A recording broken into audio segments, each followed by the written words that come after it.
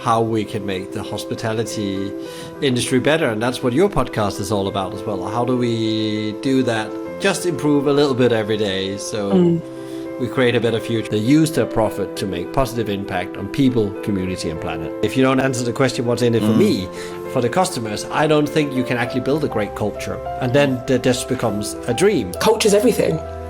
Culture's actually absolutely everything to them. You can't be a force to good if you're not successful in commercial terms. We can't copy what others do. We can't become pizza pilgrims.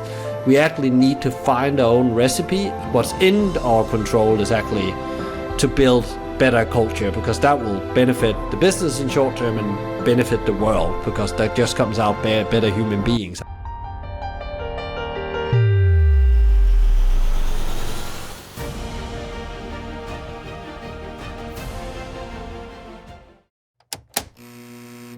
Voices you know, Timothy, Tracy, and Joe on the show.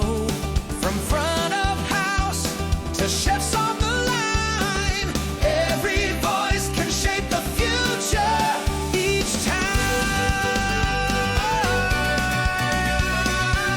Every voice can shape. Right, everybody, we are celebrating 75 episodes of Talking Hospitality. We made it. We made it. And we've done 5 seasons. That is very impressive. And this is the last one of season 5. It is indeed. So we have a very special guest, one of the top podcasters in the UK, Michael Tingsager. Very interesting to hear what he has to say. So please sit back, listen, and we'll catch up with you at the end. Thank you so much for coming on today, Michael. It's really good to have you back, and I appreciate you're busy, so thank you. You're welcome. I'd love to come back and talk about how we can make the hospitality industry better. And that's what your podcast is all about as well. How do we do that? Just improve a little bit every day so we create a better future. Actually, interesting. I was having a really interesting conversation this morning about actually how we prepare the future generations to join hospitality. But that's a different conversation. Yeah, we were just doing that, actually. I was literally... It's been a common thread throughout the day, actually. Yeah. So actually, if you haven't listened to it, do listen to our episode with Kieran Bailey, because he gives you a very nice shout out in how you helped him when he was going through a bit of a tough time, and you made him kind of realize what his purpose was. So your conversation, he talks about that. So, because he gives you a really nice shout out, and deserved, clearly. Thank you, Kieran. If you listen to this, I will reach out to you independently. So what the hell did you say about You think I've got time to listen to their podcast? I've got my own podcast to listen to. Right, okay, right. Back to business. Okay, so we welcome back Michael Tingsager, founder and CEO of Hospitality Mavericks. Welcome back. Thank you. How are you doing? You're the host now, Michael. How are you doing? It's such a big philosophical question. How are you doing today? How are you today? That's right this moment. Yeah, that's actually how you. Actually, there was somebody that told me some time ago. Actually, how are you doing? Don't ask that. How are you doing today? Exactly as you just said, Tim. That's how you should be asking the question, because or else you just get the standard question that, yeah, I'm all right, it's okay. But I'm actually quite good today. The sun is shining, and I had some great conversations already, moving the world forward 1%, working on the things that I really care about. So I did an interview this morning, was already mentioned to you. So today is a great day. We're here because in our 50th episode, you touched on the 7 tenets of Hospitality Mavericks. And we thought there's a lot more to it than that. You can't do that when you've got like 8 other people on the episode. So I thought now would be quite a good opportunity for you to come and talk to us about that, because you've got quite an interesting take on hospitality and how it can improve, and you're very invested in its sort of growth. So you're quite interested, my understanding is you're very interested in building the businesses from the inside out. Yep. And so how do you, and also you think businesses can be a force for good, which I don't hear very often, because people often look at businesses quite cynically outside of them, or sometimes even when they're in them. But you're going, no, but businesses can be a force for good. So what does that mean? And kind of what has inspired you to take that approach? It's quite interesting, because I didn't, of course, start it out with way back in my younger years when I was a leader myself and said, okay, I'm going to be all about business as a force for good. And my journey was that I found out at some point very quickly on there's some managers that runs businesses better than others. And actually, funny enough, those managers, they take care of their people and they're very good at it and they create great employee experiences. And I found out I'm actually going to stick to those because I think I'm probably going to be a better manager over time. And it was all true. They were the one that got promoted, moved on into the system. And on that journey, I also joined university. And when I was in one of my you have to choose some subjects. At some point, I had to choose leadership and strategy. And then I had to write assignments to finalize semesters on that. And there was a professor, Kai Wolfman, a very Danish name. And he was really into how you build better organizations. So organizations that was good for humanity, but also were profitable and actually have a very long view of surviving. The legacy was not just we're going to build great business and sell it in 5 years. We're going to sustain over decades. And he gave me this book called Good to Great. And that was actually where it all started. And then I started reading into these businesses. And one of the businesses in there is Southwest Airlines. As many people know, they're very known for a different take on how to run a business, even a low-cost airline, where you could actually go and have a hospitality experience. And you actually never knew what kind of experience. And I know it's a different story today, but interesting enough, that was a business that over decades really performed on performance, employee experience, and customer experience. And I became quite obsessed about that. And that was actually how Hospitality Maverick came to life. It started with some blogs where we were finding these businesses that was not just delivering great business results, they were also really good at their people, their customers, and thereby also very profitable, because you can't be a force to good if you're not successful in commercial terms, in a way. So what it's all about is that how can you actually become a business leader that know how to build businesses that do more than just make profit. They use their profit to make positive impact on people, community, and planet. And that's principle, the foundation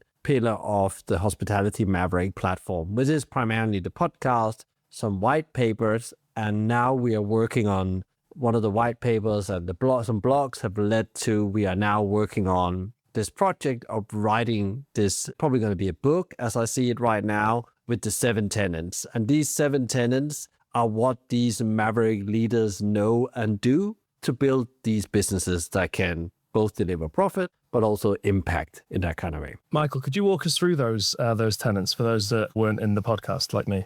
Yeah, and that was probably why I was coming back as well. So there's 6 tenets. So we could go into the details of some of them. I think we will have a very long conversation if I was narrating all of them. But the first one is clarity of purpose and direction. It is very simple. The most successful businesses have extreme clarity about their purpose and where they're going, and thereby also really good at positioning yourself with strategy. Give you an example from the UK. Dishoom is a very great example of that. They're very clear about what their purpose is and the direction they go in. And actually, Dishoom is also a great example of how they're growing. They are what we call tenet number 2, graceful growth. They don't have extreme growth plan. I think actually recently I saw an article from the founder saying that it's not about speed, it's about building a better restaurant every time we open. So next year, I think they had 1 in the pipeline instead of 10. Then you have the pursuit of mastery, the impossible, to become the best of everything in the world. It's impossible. It's like such an unrealistic tenet to set for yourself. But there's a business really good example of this is Neal's Yard Dairy in London. They are obsessive about making the cheese industry better in the UK. And you can only do that by pursuing the mastery of running these delicious cheese businesses and doing it to a level and understanding of cheese that you can't find anywhere else. And you see that also in a guest I had on. So very early on, I think it was episode number 35, Nisha Katona from Mowgli's, where she talks about that pursuit of mastery of the Indian cooking to the masses through her chain. Then there's a tenet number 4, which is radical transparency. The most radical transparency I've seen is actually a chocolate manufacturer / hospitality business called Askinoshi Chocolate, where you actually can go on the website and see all the information about where they're getting their chocolate from, all the way out to the farm and how much the farmer has been paid. And that's continuously updated. That's quite interesting. We know a bit about chocolate and slavery and so on. Then there's tenet number 5, that's called a stake in the outcome. That doesn't mean that per se it's monetary or in shares and options. Some have that, but it's actually that you actually have the ability to actually become a better business person who's working in this organization. So actually you involve your employees in the P&L, said in a very simple way.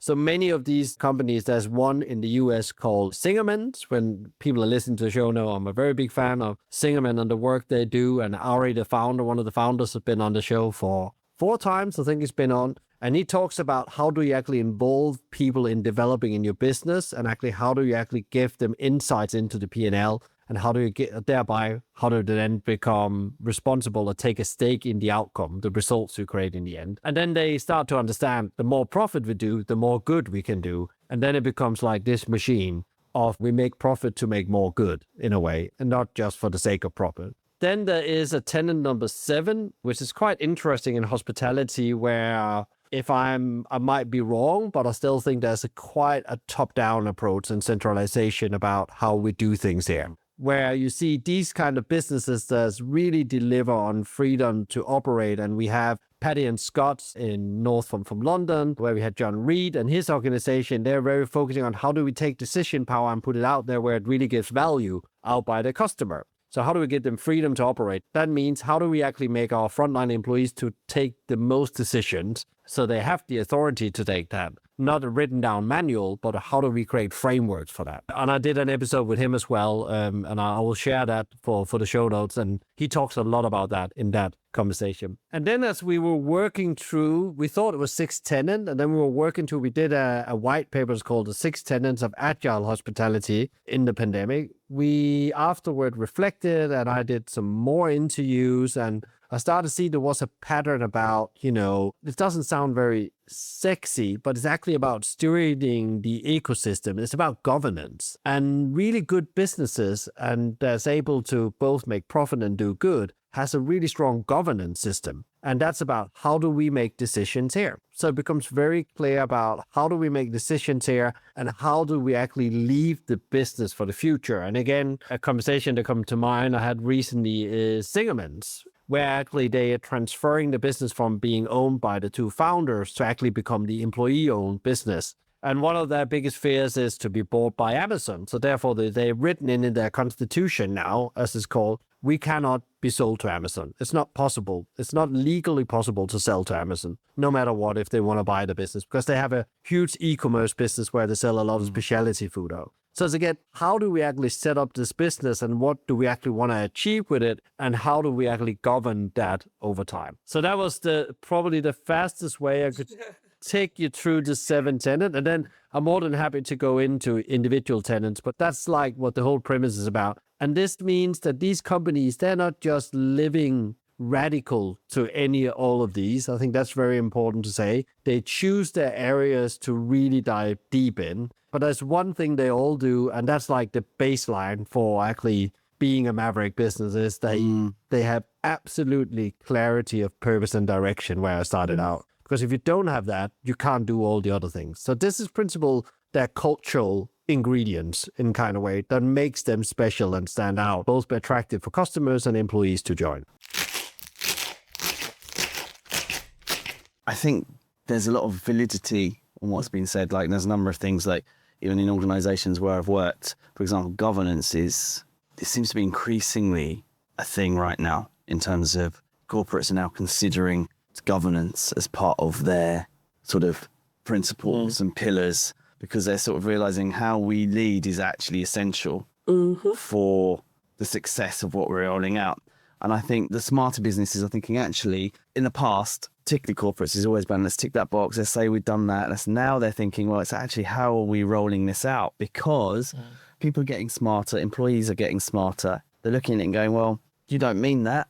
And they can start looking through it. And then you see companies like, I've talked about this as an example in, I think it was season 3. I didn't name the company. I'm prepared to do it now because it's a few years that moved on. And it was Dishoom. And Dishoom, because they've got such a great purpose, when they were opening up their restaurant in Brighton, what they did was, the person who was doing the recruitment for it, she had a spreadsheet of where everybody that was applying for their restaurant, where they worked. She also looked up where they worked and what the size of the company that they work in. This is a lot of work. And the reason why she did it is she didn't want to take too many people from any particular business because they weren't coming in to undermine the community. They were coming to work with the community. So like, we're here, we're competition, but we're not here to destroy. We're here to be part of the community because Brighton has a very big community anyway, right?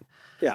And I mean, even now I get like goose pimples because the effort, the thoughtfulness of that as your project to say, you've only got 4 people. I'm going to take 1 from you maximum because that's natural and things to do. But 3 people applied. I'm not doing that because that's not what I'm here because that business will go under. That's incredible foresight. Yeah. But also, without the purpose of what Dishoom's all about, they would never have even considered it. And it's also, that's like a short-term pain, but it's a long-term gain, you know, and that's what we were saying, one of the first or the second ones. It's like, it's that long-term, that zoomed out. It would have helped. It would have helped long-term, right? Yeah. You don't want those people going around bad-mouthing all these new guys, yeah. And I think so many organisations, businesses are focused so much on strategy and almost hidden behind strategy that they've forgotten that culture is such a key aspect of a working environment. And I think with the generation that's coming into play and is already in play, the younger guys and girls, culture's everything. Culture's actually absolutely everything to them. So I don't know what you've seen, Michael, in regards to like particular traits for high-performing hospitality teams when it comes to culture and what they're doing to embed that. Yeah, and I'm just going to dovetail what you talked about with the Dishoom again, because what you saw there was that it's not just the purpose, but also you have made that's a conscious decision on some kind of leadership level about how we do things and how we make decisions again. And I think that's really interesting. And I think they are a very good example of, I'm sure that's written down somewhere. It's documented sometime when we do an opening, this is how we make these decisions. And then coming back to the culture and the strategy, because that's really interesting, because I interviewed a guy called Alex Smith, the no bullshit strategy guy, and he's really on that strategy is everything, you know, because he's very commercial. And he's actually right in some way, because if you're not delivering something to a customer that they want, so what's in it for me, there's no business. So first, yes, the positioning and the value you add to the market and the industry have to be very clear. But how to bring that to life, I totally agree with you, Tracy. It's the culture. That's really what's, you know, gonna make sure that actually you're still here in some years' time. That's what builds the legacy. That's what builds the operation, the customer experience. And I wouldn't say there's some like specific trends, but I think people are starting now. What I can hear is because they're looking at Dishoom, they're looking at Pizza Pilgrims. Let's use some UK examples. Yeah. And they can see they are very strong commercially from a strategy point of view. They have cracked what's in it for me, for the customers. People are coming to them because they are delivering on that. And I think other operators have found out the reason why they're delivering on that is because of this culture thing. It is a unique, if you go and meet Pizza Pilgrims employees, which I've been lucky enough to spend a day with some of them, and you find out, wow, this is not just talk. This is a special place. There's a feeling, and you get the same kind of feel first time I met Nisha at Mowgli's, to mention that, I interviewed in one of the Liverpool restaurants. I think it was restaurant number 2, she opened, and you could feel when she came in and the whole culture around her and the team, it was something special. So this is back in 2019, 18. I don't know, I couldn't say it's the same today, but I guess it is because she's still around and she's still creating that. So I think what is starting to come aware is that actually we need to spend time on this. This is difficult, it's complex. We need to create our own algorithm.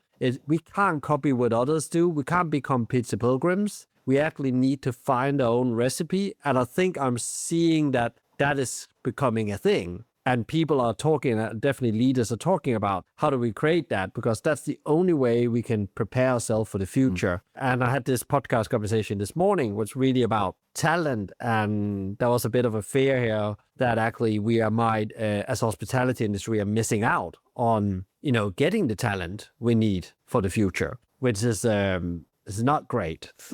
So I think there is an element of actually what I see is that actually people are trying to figure out how do we then create our own algorithm and how do we become, what I call more maverick or dare to be different in our approach to do things. And I think that's really interesting because then actually I think we're gonna start creating some really, really interesting businesses. And I think hospitality has a great opportunity for this because there's already this, it's about being human, it's about hospitality, the art of hospitality. So I actually think there's huge potential in creating great culture, especially also with the support of the tech that is coming now.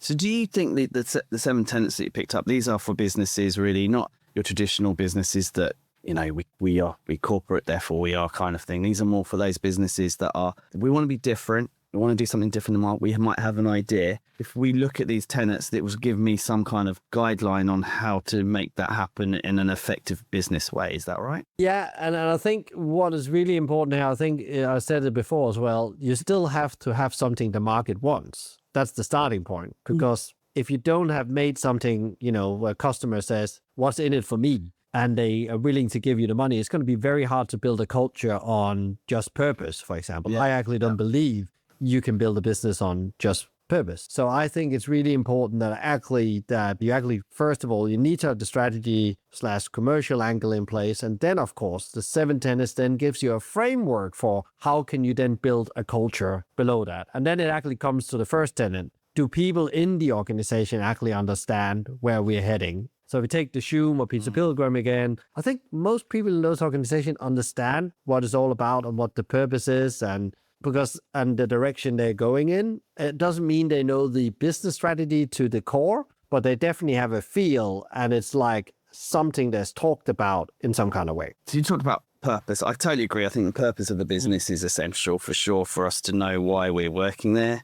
Some people might be attracted by brands, initial thing, but once you get there, you need to know why. For longevity, you kind of need to know, why am I doing this?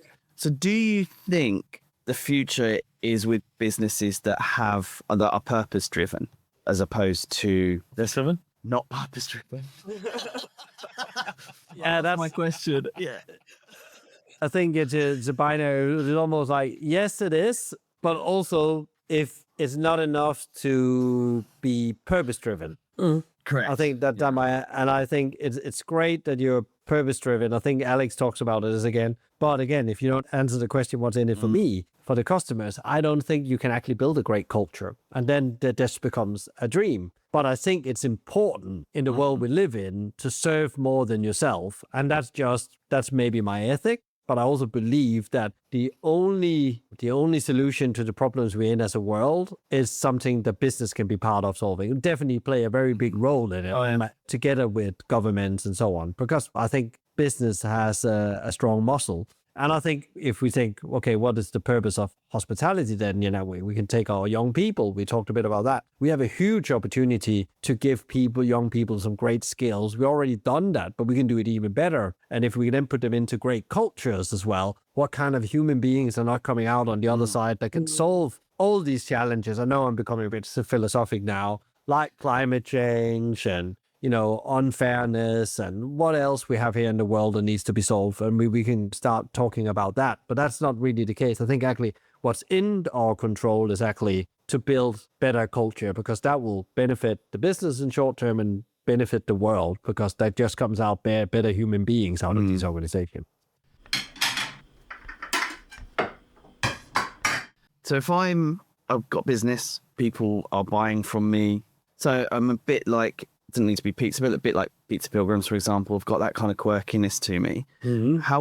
When is the point that I should be reaching out to somebody like you and saying, right, actually, we want to take it next level, but we don't know how to do it? I think it's a really good question, because we've also been talking about that. I actually think you need to get started on the journey. And I think a startup automatically in the early days gets some kind of culture because the founders are very close to everything. And I don't think it's that thing when you start scaling the story, scaling the business, where you actually start to get, I think every business should have this, but I think the reality is that you need to get to some point where you as a founder can't touch everyone every day. Yeah. Because that's really where your culture becomes essential. And I think there's some people says it's past 12 people. I don't know if there's a number, but it's a point where you are not in touch with everyone every day. And I think Danny Meyer talks about that as well. That's where culture becomes essential, because this is how we do things around here. So I think it's about finding out that energy of where you get to that point. And so it's not about the number of restaurants.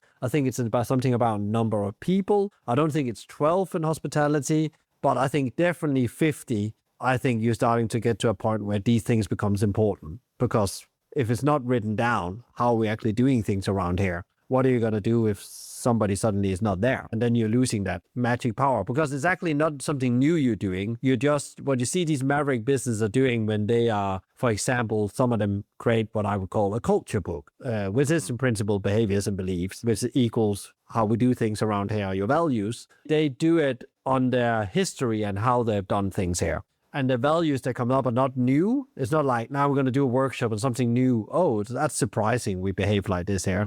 They're just manifested in a 3-day format in a way. But I think what's really key, even when you're clear about what it is, your culture is, and you've written it down, is that then you set the culture, but then you have to live it, then you have to train it, then it becomes part of your training system, you need to reward with it, and you need to evolve it. Because I think what happens many times is also cultures needs to evolve with time as the business grow, or the world changes, or the people that works in it changes. And I think the evolve bit sometimes are missed out, because but this is how we do things around here. We've done that for 100 years. Yeah. But that might needs to evolve a bit like the iPhone evolves over time. This is a huge subject. You're not anything we can cover in a Talking Hospitality episode. Oh, we can have a go. I think we Have a go, but we've got like 3 minutes. We were definitely So where can people go to find out more about this? Because this is obviously quite an interesting it's a very interesting topic. Where can people go and go, right, I want to read up more, listen to more, that kind of thing? Yeah, well, they listen to this podcast. They can then go to the Hospitality Maverick podcast. There is, under episodes, there is actually living the 6 tenets of agile hospitality. I think there's about 40 episodes where some of these ideas are talked about in there. Then there's also, you can sign up for our newsletter, and you will get the white papers that's done on this as well. If you want to know more, you can follow me on LinkedIn. I write a lot about, buy the 4 books from Ari Weinzweig, that's the founder of Singerman, to start reading his 4 books, and then you will learn a lot about it. But but if you don't prefer to read the books, you can also just tune into the interviews I've done with him, and you will get a very good idea about their thinking about building culture. Lovely. So we will put links down, obviously, in the podcast description. But also, if you go to talkinghospitality.com, if you go to Michael's guest profile, you can get the information there and reach out to him direct. Michael, thank you so much for joining us. Thanks, really Michael. Interesting, and just not enough time. Oh no, it never is. So Never. All good things has an end. Thank you very much. have a lovely rest of your day. Thank you for coming on. You too. Till next time, Michael. Bye-bye. Bye-bye. Well, so that is the end of the episode and the season. How are you guys feeling? Do you know what? It was a lot, but it was fun. It was different. We had some great guests on, and I think we gave something different to our listeners than we have in other seasons. Definitely. Yeah. It's been a long season, actually. It's the longest season we've ever done. Yeah. Thank you both to you guys. Thank for you. Co-hosting and taking the reins when needed. Yeah. Adding your thoughts and expertise. It's been great. Looking forward to seeing you again in season 6. Oh, yeah. All right. Contract dependent. And for Tim. For me. And it's been a real pleasure. Thank you for listening. If you're watching, please thank you again for watching and following us on YouTube. It's really appreciated. If you've got thoughts and comments on what you'd like to see for our next season, please drop us a line at heytalkinghospitality.com. There'll be links in the show notes as well. Or join us. We've got blogs. We've got training. There's lots of education. You can look at our past seasons as well. But we really do want to hear from you. We want to know what you want to know, because we can scour the world and find the right person to bring that information to you. So please engage with us and let us know. Absolutely. And we're going to be starting a newsletter too, which is going to let you know all about the insights, all the discoveries that we've come across in the episodes. Yeah, so get involved, and we'll look forward to hearing from you. And you can find out more at talkinghospitality.com. In the meantime, we're going to take a short break, much deserved. Yes. And thank you all again for listening and watching and subscribing, and those that have made comments, your comments. We do appreciate it. It helps us carry on doing what we're doing. Yeah. I'm looking forward to joining you again in a couple of months. Yeah. Thank you very much, everybody. Bye.